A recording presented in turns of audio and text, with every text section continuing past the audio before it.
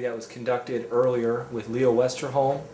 Leo Westerholm served in the 101st Airborne Division as a combat medic, landed on D-Day, was captured by the Germans shortly thereafter. The previous interview, we were able to record the story of the landing in D-Day and his initial getting captured by the Germans. And this part 2 is going to be his experiences as a POW.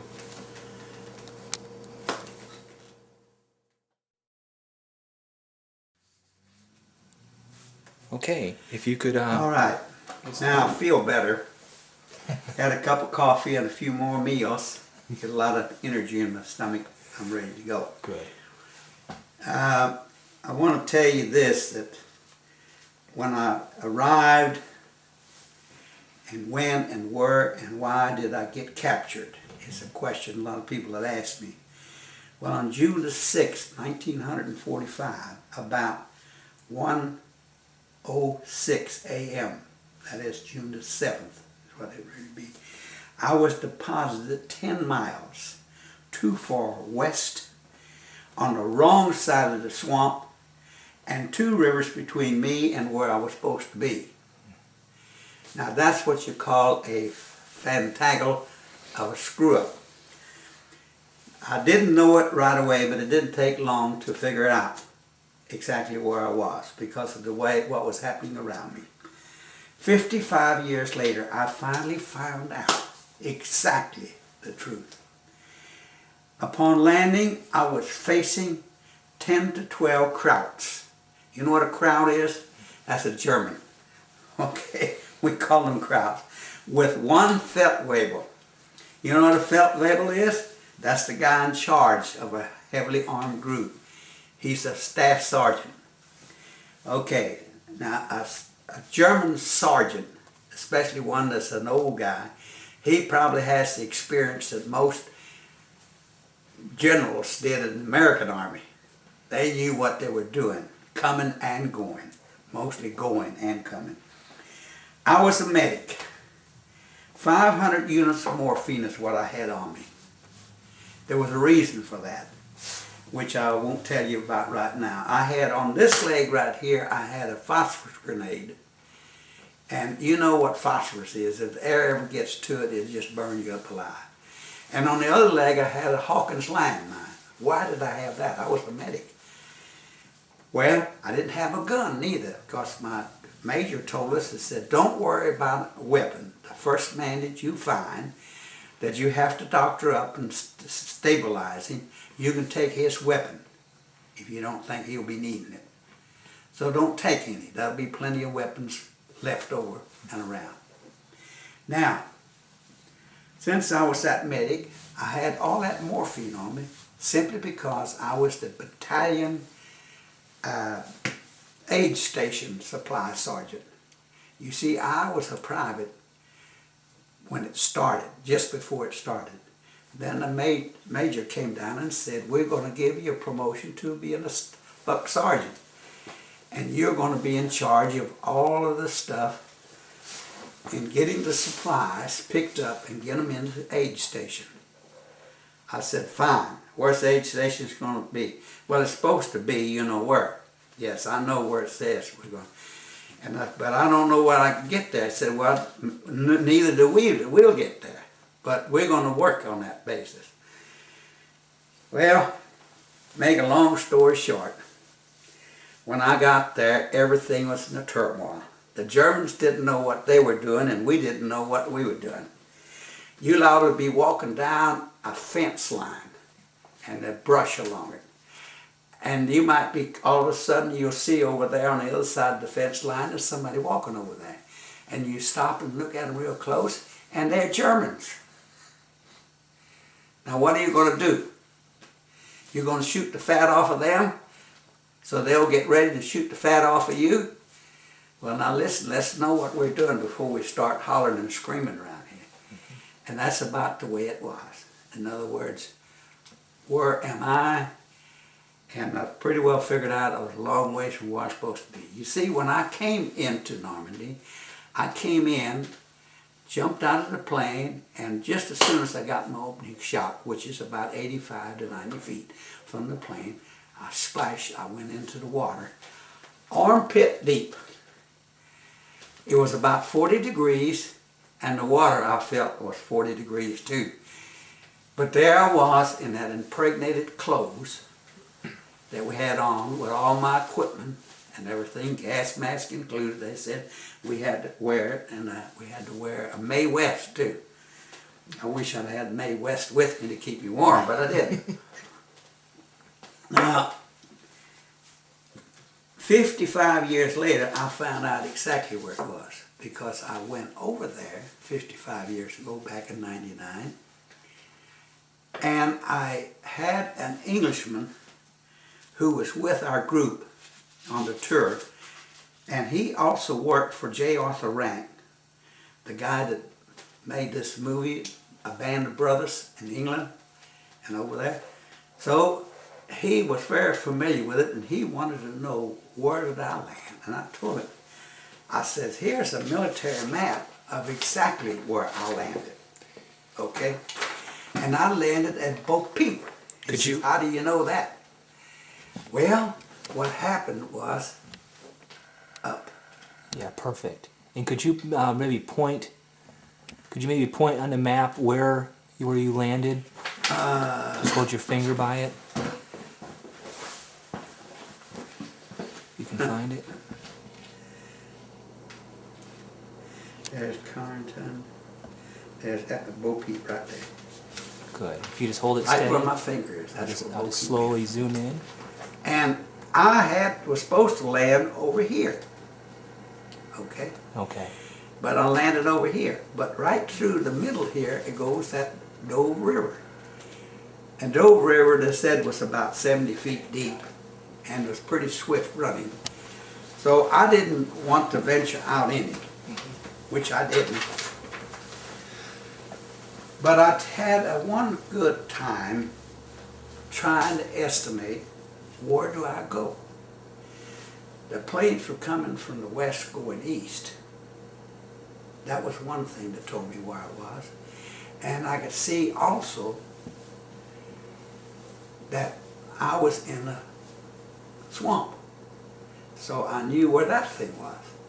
And since I evidently can see the anti-aircraft fire up on the banks, firing away at the other planes following us in there, I said, well, I know about where I am. So I can't go back east for the simple reason I'd have to cross that river and about 3 miles of swamp. And I know that I would have been frozen to death by the time before I got there. Anyway, I headed back to where the noise was coming from. And I also knew the guys that had jumped out before me had to be in that area too. So back I went. When I got fairly close to the shore, what happened? They started firing at me. I thought, well, that's a bunch of baloney. Now here is a map that I hand drew and sketched down, so you can see I could remember right where I come in at. I took this map and this military map here and gave to this guy from England 55 years ago and told him, can you find this spot? He said yes. So when we got back to St. Mary Glees, he had his car there, it's a little English car, and we got in it and we drove south 5 miles. We drove west 10 miles. We drove north 2 miles, and then we circled back east and come down to the bluff or the high part of the land. And down there you could see the swamp out there, and way over to the east was Carrington. It was about 5 o'clock in the evening, and it was a grisly place. It gave me the creeps when I thought about it. And I said, he said, you point out right here on the map where it is, and I did. And he took me, does this look like it? And I said, no. There was no barn there. That's a barn, that's an old building. No? So we drove a little bit further down. And then we found it. I said, but the only thing about it, I don't remember those trees there. He said, okay. How old do you think those trees are? 40, 50 years old. Okay. How long ago was you here? I said, about 55 years ago. I said, okay, take the trees out of your mind. So I did, and I turned around and looked across there. And I started piecing together the memory, and by looking at my little hand-drawn maps I made at a time, I figured, yes, this is it. So I said, I want to know, I said, there was a dugout up on this bluff. About that time, a Frenchman come along, and we asked him, since the Limey could speak French a lot better than I could speak anything but English, and asked him, he says, yes, Germans had a big emplacement there, but he said, we covered it all up and filled it all up when the war was over, because we didn't want anybody falling into those places. So I said, okay, that's it then. Now I knew exactly where I was, and I got to explain it to everybody exactly what happened. But this is where it really hit me. Looking back across there, now it was about 5:30 in the evening, and it was starting to get dark. And it was cold and wet like it is right now, about 40 degrees. And it had an eerie feeling about it. And that's when it brought back everything that I have written down here. The feeling that you get. And I just want to say that I was a medic. I had plenty of morphine on me and all that stuff. But I had to learn how to speak German. Well, let me tell you how you learn how to speak German. If somebody's shooting at you, you better start figuring out real quick of what they're trying to tell you. Halt! Well, we know what that is, right? Come see her. Come see her, that means come here. And then they shot at me, and I said, they must not like me. So I backed down in the water and swam back out from the shore, or not swam, kind of crawled in the mud and the muck, because it was only about that deep right in close. And started to come out again, and somebody else shot at me. Then they started setting up rifle flares. In the meantime, the planes were still coming over, the paratroopers coming over. But there was nobody coming out of them. But the anti-aircraft fire was going right through them, and I don't know what made them keep flying. They didn't explode, they didn't catch a fire, or anything. But in my plane, we had 2 guys that were hit and killed in the plane. And when flak hits you, it sounds like you run into a barrel of hail. And that was the reason we had to. Well, the 2 that were hit got blood all over the floor of the plane. And blood on the aluminum floor is slick, as you know what, okay? But when we got ready to go out, I was the last man to have to go out because I was a medic. I wasn't that important. Just then, they wanted me later on. I was very important. So out we went, and we stumbled and fell, and there was those 2 guys still hooked up. I left them hooked up. I did like the rest of them, stepped around and hooked my parachute back up to the guideline, and I went on out. But when I got to the door, the guy right in front of me slipped and fell. And I stepped right on his chute pack, and I went out in front of him. Did you know that about 6 years ago, I met him again up in Springfield, Missouri? He had been that guy that I'd stepped on. And he knew who I was because he knew I was the last man to come out.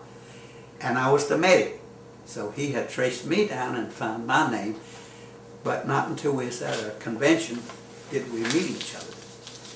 And I said, well, why in the heck was you laying on the floor? He said, I slipped and fell. You know how slick the floor was. Yeah, I remember that. And that's how close you can get to it and meet somebody and be 50 years later when you meet him again, when you're old and crippled, just like he is. Anyway, it was easy. Ask me, how do I remember all these details?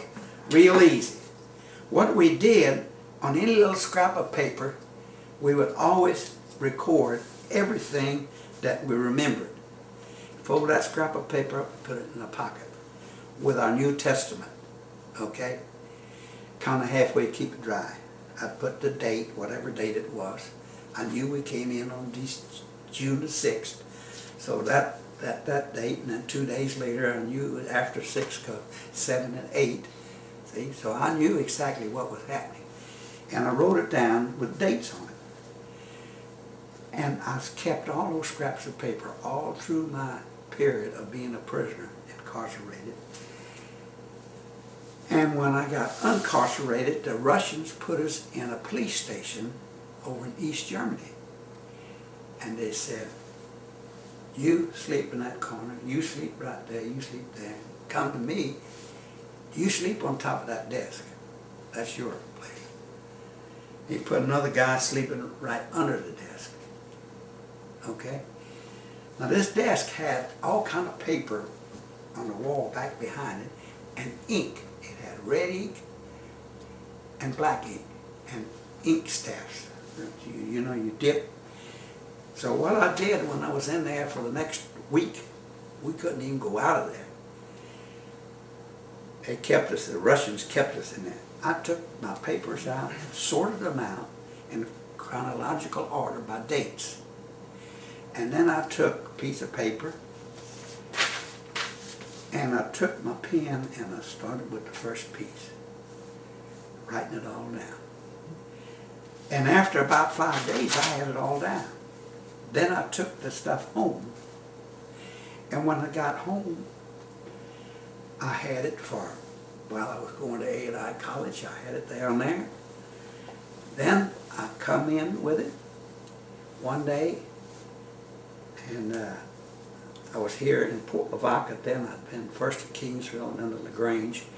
When I come here, a lady from over there, from Victoria newspaper, the Advocate, called me and said she wanted to talk to me. I said, what about it? I said, you've been a prisoner of war. I said, well, okay, but I can't come today. And said, well, whenever you can. So I did.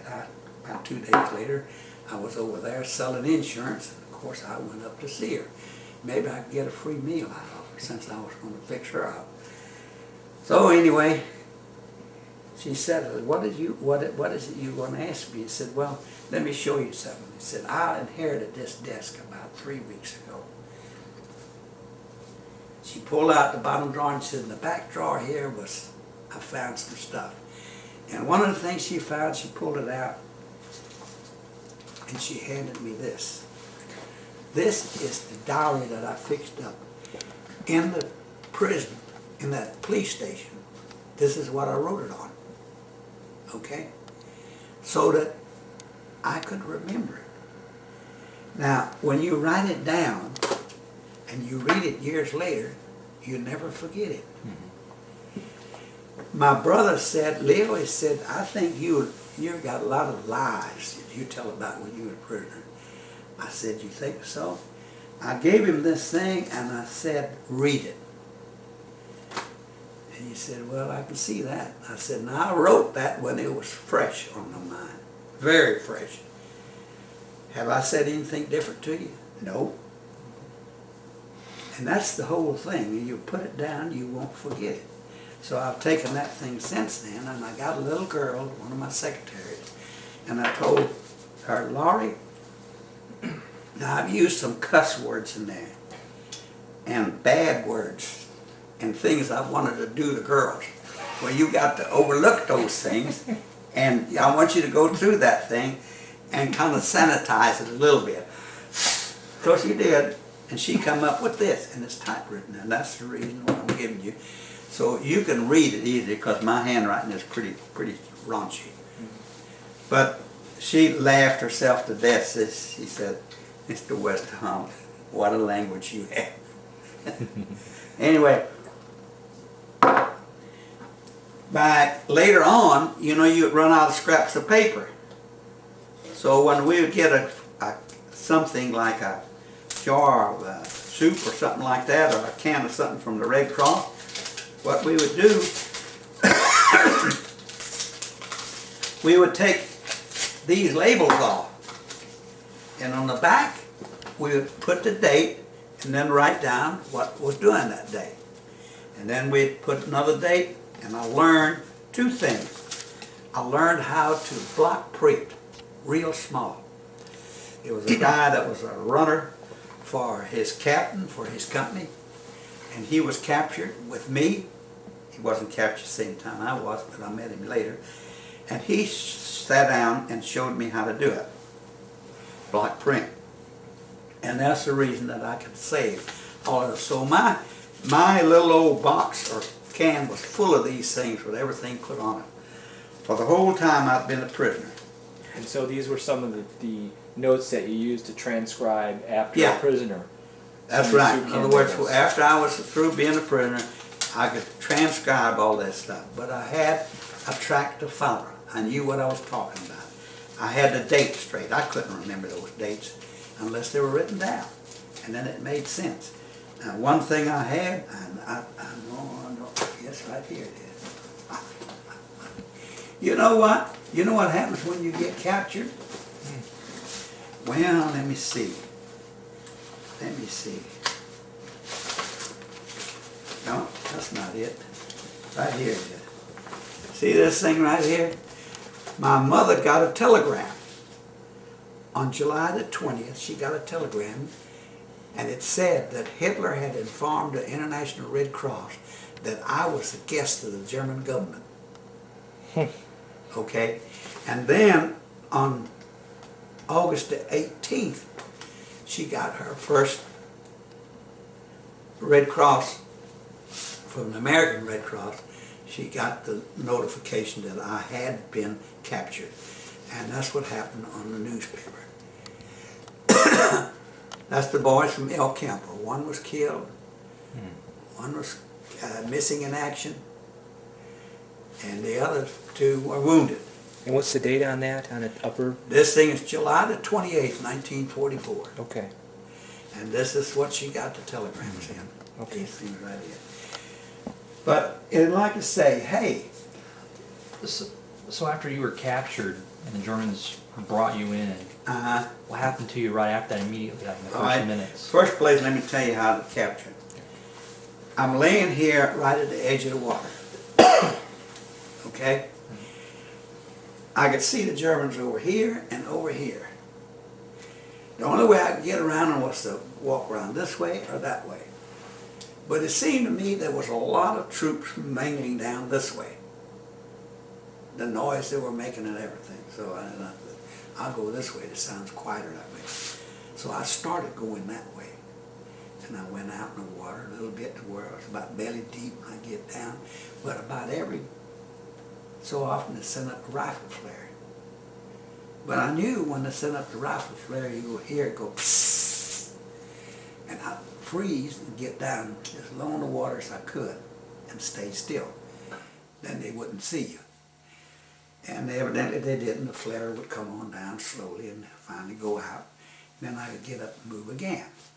And I started to come into shore again, and then I seemed like I hit a whole bunch of others.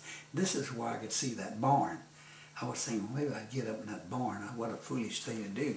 That thing would probably have been plumb full of Germans staying out of that wet weather.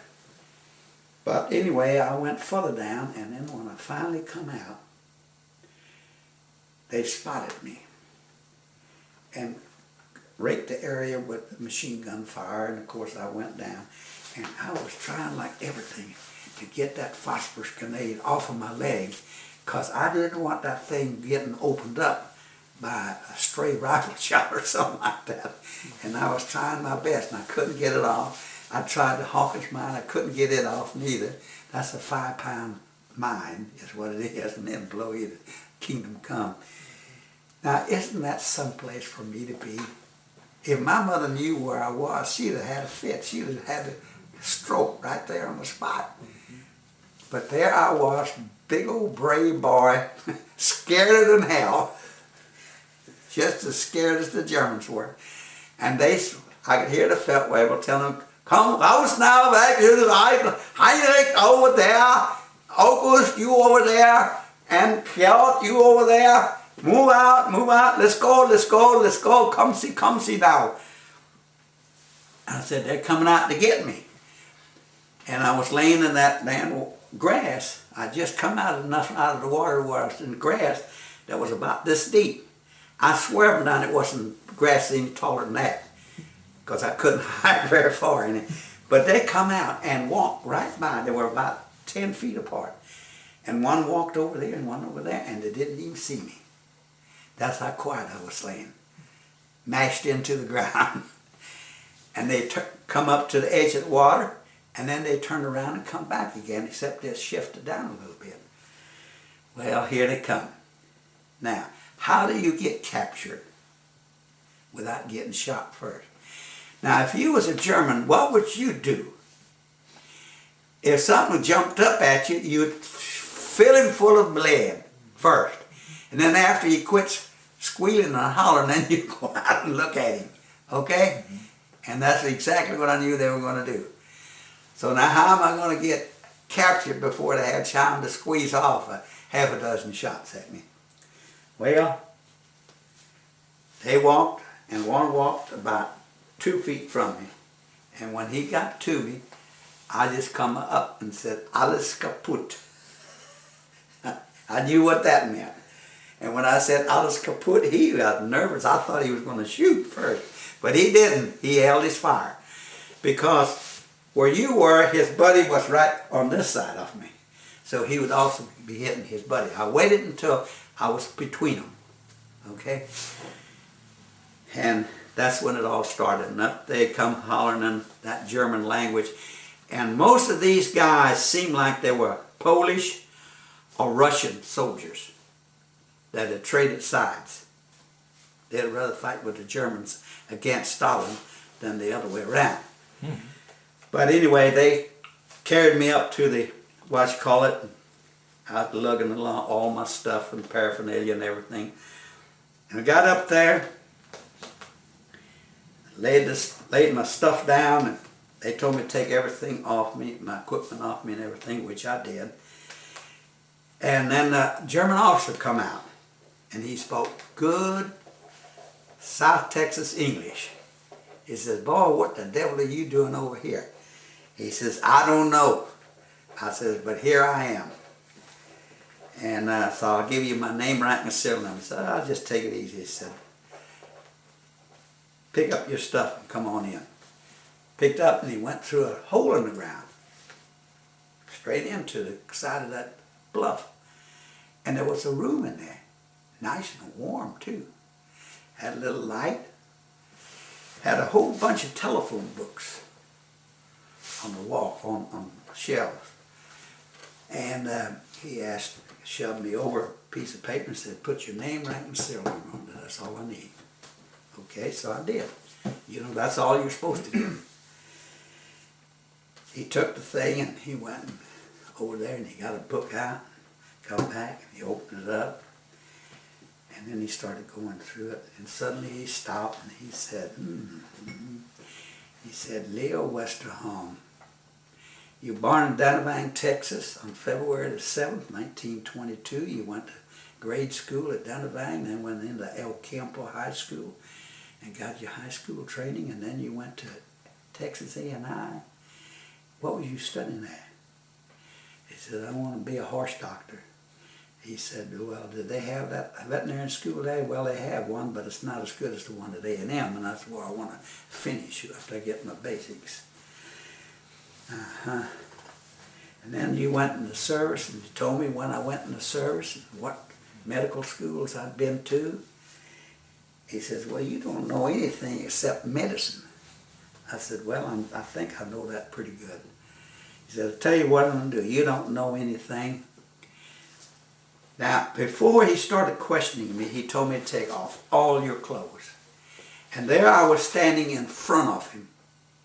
He was at his desk out there, and I was standing there, but I was glad to get out of my clothes because it was cold. And I got my clothes off. It made me a little bit warmer. Nothing, no shoes, no socks. He told everything off, split naked. Anyway, he told me, he said, "You get your sweatshirt on and you put your boots on, but take the leather thongs, your shoe thongs out of them. So you walk around in your boots, barefooted, in your boots, with no lace up on it. So I did that. He said, now this Poston here, and that's a guard, he's going to take you down to the pits. That's where we keep prisoners, okay? They won't shoot you, don't worry about it. We're not uncultured heathens like the Ruskies are. Well, I was glad to hear that. And in the questioning, he said, he even told me when I'd had my last pass to go to Swindon. I said, I didn't go to Swindon. I said, well, where did you go? I went to London. Well, you said here that you went to Swindon. I said, well, that's all right, good enough for that. But I had a little girlfriend and she lived in London. And I figured I'd get to sleep at her house instead of a cold bed over in Swindon. He said, oh yeah, I understand. So anyway, long story short, I finally married that girl too, that little English girl. Had her for 10 years. This is my second wife, y'all met. She's mean. She's an East Texas white trash girl. Anyway, man, going from there, you got me all mixed up now. So you were. They stripped you down. Oh yeah, stripped me down. So what happened? But they told me my last pass I had about a week before I was captured. They knew everything on me. How do you think they knew that? I don't know. That's incredible. But they knew it. They had spies. Well, I don't know where they had spies. They had to have spies inside the apparatus in England.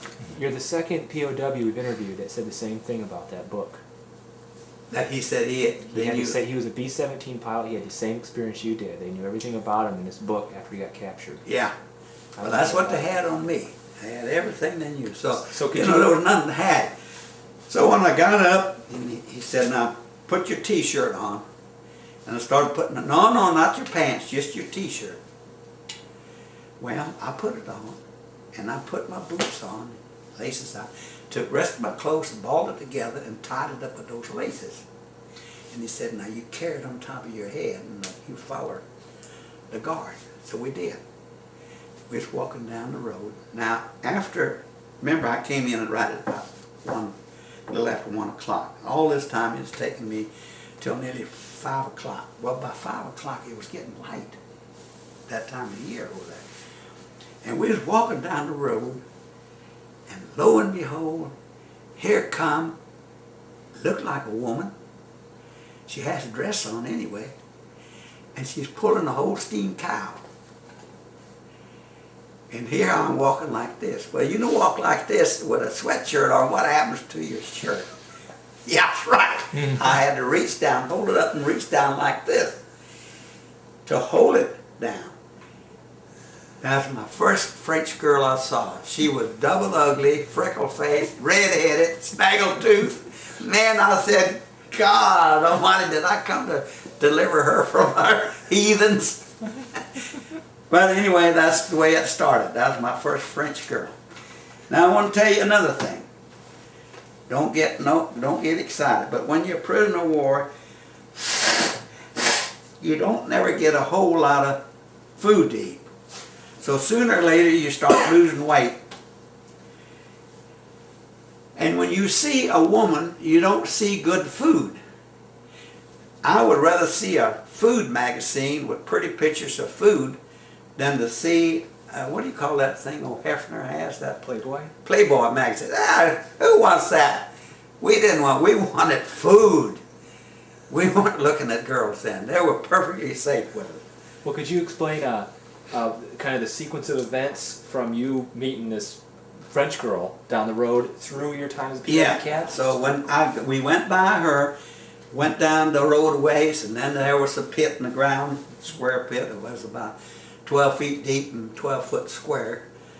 And there was 2 or 3 other prisoners down there, and they stuck a pole down there that had crossbars on it, like a ladder, and I had to crawl down. So I crawled on down there and pulled it up, and I met the other guys, and some of the guys I knew from some of the companies. And I said, what's going on? And he said, hell, we don't know.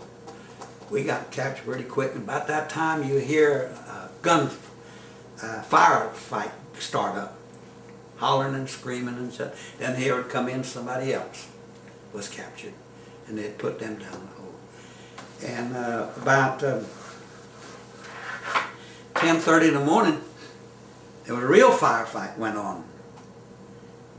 And then here come in they put down the S2 officer, that's the intelligence officer.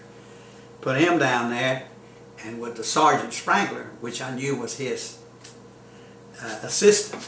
He was my battalion. So I knew, I was very familiar with them. And I kind of settled up to him and said, have you been questioned yet? He said, no, not yet. I said, no, be careful. They know everything about you. There ain't anything that they don't know. I said, they told me everything that I have done, my training and everything, right up until a week before we went into seclusion for this invasion. Well, I didn't go with it too happy. Well, a little bit here could come up and it says, Sprangler said he was Private Sprangler, and he said he was a corporal, whatever his last name was. God, no, I can't even remember his name. But anyway, they called him out Captain and Sergeant. And it says, you might have come up with advice, what I'm going to do, I'm going to pull this rope right here, and all of those daisy mines will explode and you'll all be buried in here. Now the rest of you, you want to dive with your officers, or you want to throw them out? Well, stick that pole down there, they're coming out. And out they went. There's no need another 10, 12, 15 of the guys dying for nothing. They were on their own. We warned them. Now they're going to ask you, then they're going to know. We never saw them again. They ended up on a railroad track, and they had both been shot in the back of the head. That's all I know. So, excuse me. God, no. Anyway, when they question you, they don't have to duck and dive around. They just ask you. They read it off to you, and then when they read it off to you, they said, what else do you know? You follow me? Well, I didn't know nothing. And they knew that. I was just a medic. I was a pill roller. I would fix you up. So I went back to the hole, and then about after the captain and the sergeant come in there for S2, then they told me to come out. And up at the top, there was a German first aid man waiting for me. He said, come see here. And went over there, and he says, is that yours? Yeah. So I said, come see. Let's come. So I went with him, and he went over, and laying along the side of the road in the draw ditch was these German and American soldiers, wounded. And he showed me his pack, and he didn't have anything to work with anymore. He was out. He had some bandages. And he asked me, what is that? He says, that's morphine. He says, how much? I says, 500? I had 500. That's his good. Come. So we went down the line and looked at this one. I pulled out a cigarette and I hit him right through his to give him a shot of morphine. Take him out of pain. Because they were going to go in shock if you stay in it too long. So anyway, we just fixed them all up in that road ditch. There's about 20 of them. Then when some more come in, that's the first thing we had to do. They never put me back in the pit again. So you and this German medic were tending to the wounded? Yeah, me and German. And so later on, the firefight got pretty close. And he told me, he says, there's another German there that could speak English. And he said, your helper wants you to call him a doctor and protect him and don't let anybody hurt him. Okay? I didn't really know what he meant. Well, he knew we're going to get recaptured by the Americans he wanted me to protect him. And I said I would. So anyway, it went on there. I never had to do it. But anyway, the thing of it is this is what could happen a lot of times. The Americans can be just as mean and ornery as those uncouth Nazi bastards. There was no difference in it. And some of them, they just cold-blooded. They said they'd walk up the side of the road, they had to take the prisoners back. And they'd stand up the side of the road and tinkle. And the Germans would get up the side of the road, and then they would step back behind them, put it up to the back of the head and blow their heads off. He's delivered the prisoners. He'd go back and said, what happened? I said, they tried to escape and I had to shoot them. What do you call that? Some of them talk about it like they're proud of it. I call that a coward. Cowardly way of doing it. But anyway, that's the way we would do that. So, what was it about that afternoon? Told me back, and they had a chicken coop there. And it was enough for probably 30 or 40 friars could get in there. There was already 10 prisoners in that coop, packed in like sardines. They told me, get in there. I got in there too, with all the lice and all the rest of the prisoners. We wanted to take a leak, well, just pee in your pants. That's all you had to do. And we stayed in that all night, and the next morning they got us out and started walking us down the road, and then they said, hey, when are we going to get something to eat? I said, you get something later on today. That's all they'd tell you. Later, later. So we keep walking. The Germans, they had little food, and finally they went someplace and they got in trouble. And one of the guys that was with us could understand German a lot better than I could. And he said, they haven't got any food. Don't give them any food. Don't give them the prisoners any food. So anyway, the guards walked us further down the road, and then they stopped, and they got out a loaf of bread. And I can still see that German taking a big old knife, like a piece of French bread, cutting off a piece. One slice a piece.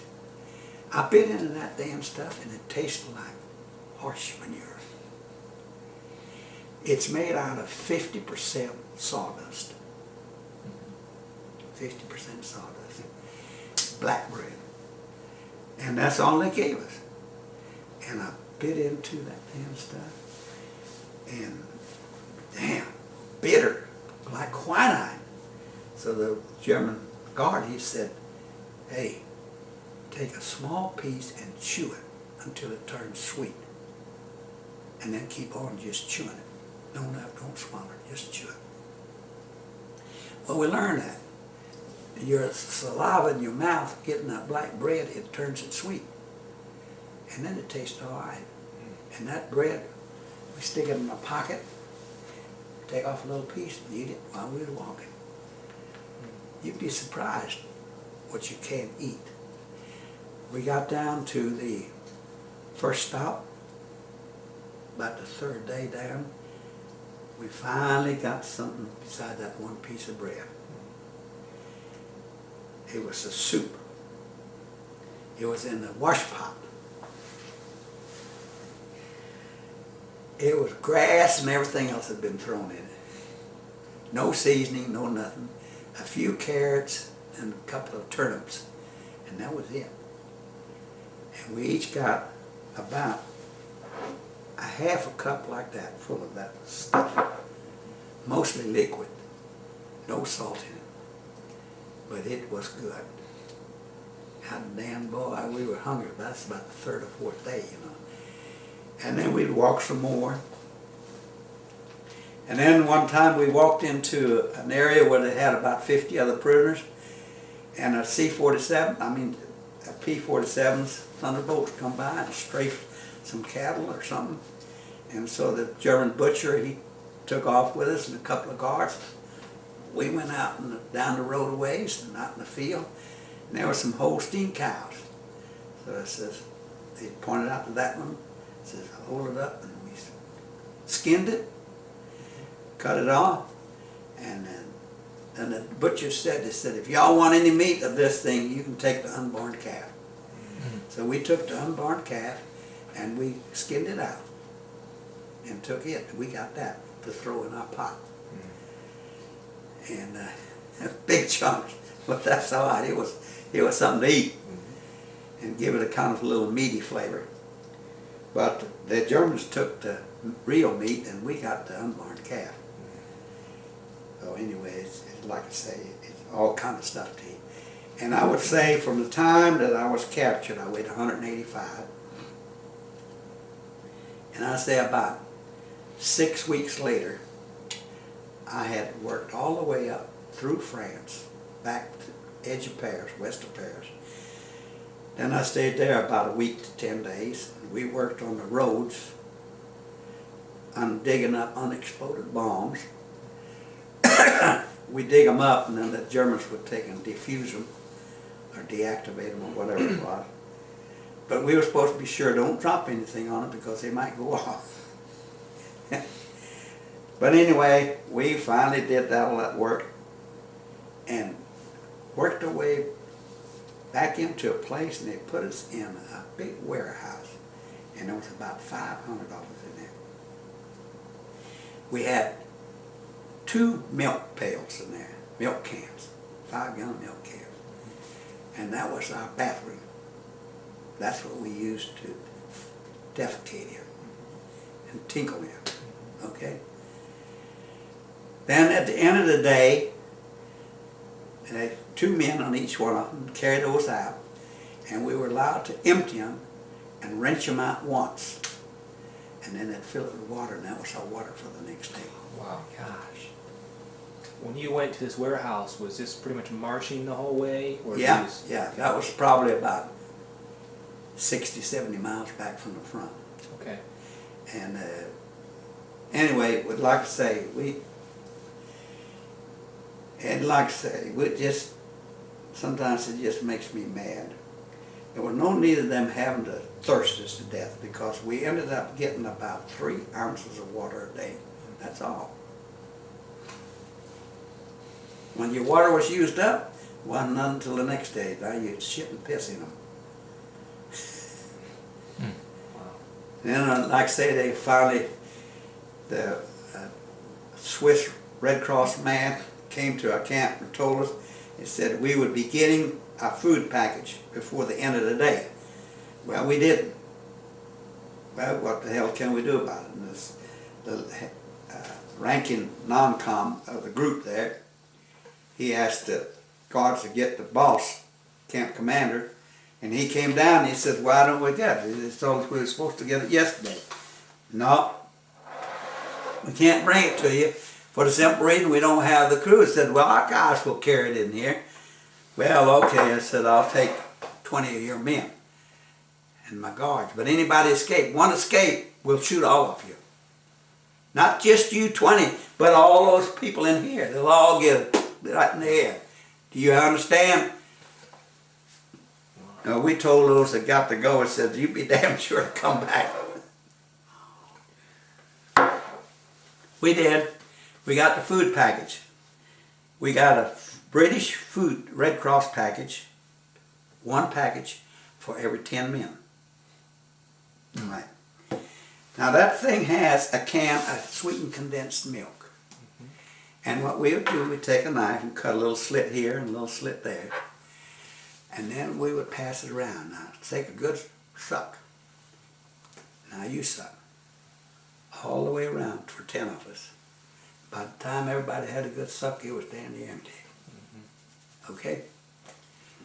Now you have some soup like that, you would open the damn thing up, and one of us usually had a spoon, an old army spoon, and we'd get in there and we'd say, this is how much we'll take. Well, one guy would dip it out and go up to you and put it in your mouth. Into your mouth, into your mouth, into your mouth. Go all the way around 10 and he looked, well, I got this much left. Now he had to decide how much was going to be the second trip around.